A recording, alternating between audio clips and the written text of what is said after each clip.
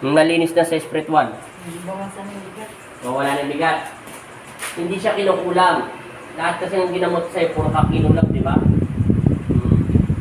Di ba sinabi sa'yo? Oo, hindi kulang. Pinggit kulam. Wala na higit sa kanya. Wala nang ulam.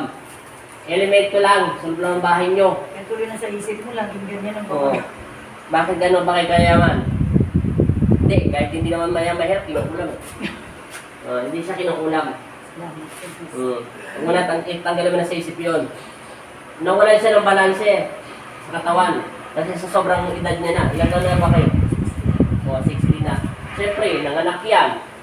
Saka pasmado talaga. Pasmado. Ano ba yung trabaho niyo dati? Sa opisina pa ko dati, kaya nung dalaga ko, sobrang talaga ng malaki siya, nagsasalita. Oo, nasakalan siya. Sobrang Tayo.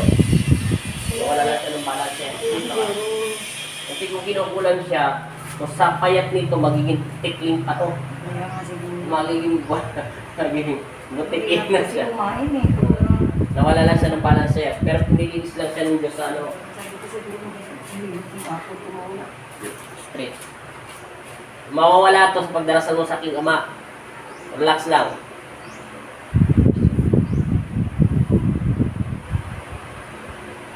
Sige pa. Todo pa. Hinga na mayos. Hinga pa. Huwag hindi ka hinga. Para kang katulad yung lalaki na hindi humihinga. Hinga. Walang bayad dyan paghinga. Hinga.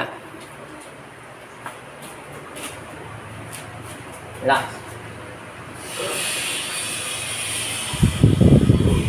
Relax.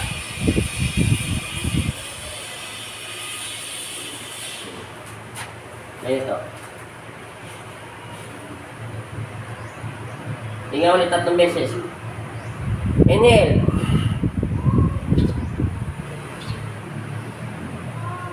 Hindi. Higa diretso. Check ni nanay yun. Parang 17-18 na katawan. Higa. Hinga. Sexy ni nanay. Kayak na eh. Sumexy na siya sa sobrang kapayatan. Hindi tayo. Bumababa ng hangin. Sa punong text yan. Ingat diretso. Ingat. Okay. Opo. Paulit ang hangin. Inom pa ng tubig. Huminga muna kayo. Huwag muna kayo inumin. Hinga 3 beses. Hinga ng hinga.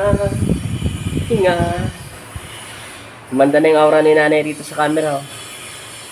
Ano paramdam na eh? Lumang na. Galaw-galaw yung katawan nyo. Ano paramdam? Hindi, tumayo kayo, Nay. Para malaman nyo. Kasi pag gumipo kayo, anong pakiramdam nyo? Lumuwag na. Tutulak na lang yung balakang. Higa. Balance yan tayo sa paghiga. Tuloy-tuloy na tuloy siya. Okay. Hindi, tagilid. Tagilid, tama yan. Diretso. So, parang kapayat-payat ito. Para lang kung buto-buto na ibabalipag lang natin. Kamutin yung mata. Ito. Ipag mo ka. Ipag. Pero nga ako naman parang taon. Saan? Mamalan sa sila natin. So, ganun. Ganyan. Hinga. Okay. Kabila. Harap ko. Straight back. At bahala. Straight lang. Ganyan eh. Ano diyan? Yeah, okay. Dito. Oo. Hindi, awakan nyo yan. Hinga. Hinga. Okay, gumalaw na. Diretso higa. Diretso. Alignment. Okay, ganyan. Diretso. Diretso na yung katawan nyo, ha?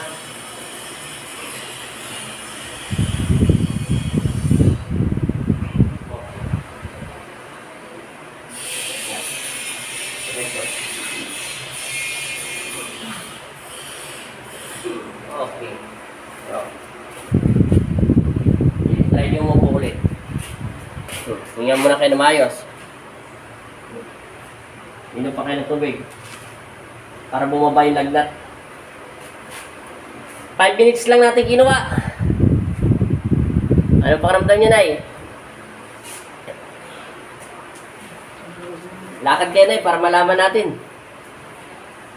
Tingnan natin kung anong nangyari sa inyo, Nay. Lakad niyo, Nay. Doon, try kayo doon. Wala ako, bakit laging tumutunog? Sige, lakad. Try to try. Anong paramdam nyo? Lakad pa kayo doon, ikot pa kayo dyan, oh. Kunyari, yung stop dance. Oh, yung para kayong dyan. Pag sinong tumayo dyan, habang nagmi-music. Sabi niya muna yung simento dyan. Anong paramdam? Nawala na yung kanina. Lumalabas ang init ng katawan nyo. Kulang pa sa tubig ang katawan nyo, na eh. Kulang siya sa panalangin sa tubig. Bumaba mas sobrang init na katawan niya. Pero ngayon biglang humina pero hindi na katulad kanina. Ano pakiramdam niyo? Dito kasi mabigat kanina. Kasi pag umakit na itong likod ko, Oo, ngayon. ngayon hindi marami. Wala na. Galaw-galaw nyo. Kumembot kayo. Oh. Oh. Anong pakiramdam nyo? Oh, yan. Sige, galaw nyo. Oh. Ano? Ayos na.